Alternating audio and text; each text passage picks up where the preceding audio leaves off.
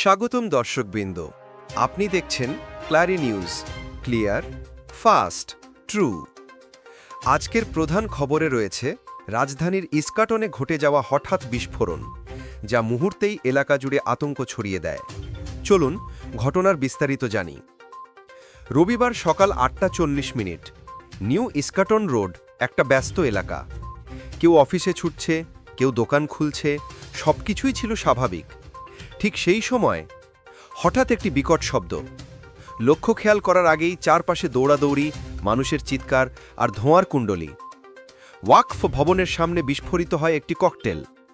এই বিস্ফোরণে আহত হন আব্দুল বাসির, বয়স ৫০, একটি বেসরকারি প্রতিষ্ঠানের কর্মচারী তিনি।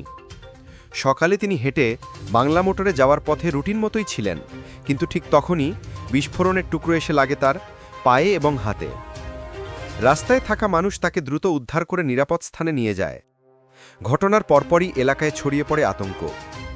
প্রত্যক্ষদর্শীরা জানাচ্ছেন, বিস্ফোরণের শব্দ এতটাই জোরালো ছিল যে মুহূর্তেই মানুষের ভিড় জমে যায়। তাদের ধারণা, মগবাজার উড়াল সড়কের ওপর থেকে ককটেলটি নিক্ষেপ করা হয়েছে। তবে এখনও নিশ্চিতভাবে কিছু বলা যায় না। প্রশাসন বিষয়টি খতিয়ে দেখছে। আজ আবার কার্যক্রম নিষিদ্ধ আওয়ামী লীগের ঘোষিত 2 দিনের শাটডাউনের প্রথম দিন। এমন পরিস্থিতিতে শহরে এমন বিস্ফোরণ সাধারণ মানুষকে আরও বেশি শঙ্কায় ফেলছে। যদিও শহরের সামগ্রিক চিত্র সকালের দিকে বেশ স্বাভাবিকই ছিল, যানবাহন চলছিল, লোকজনের চলাচলও ছিল স্বাভাবিক।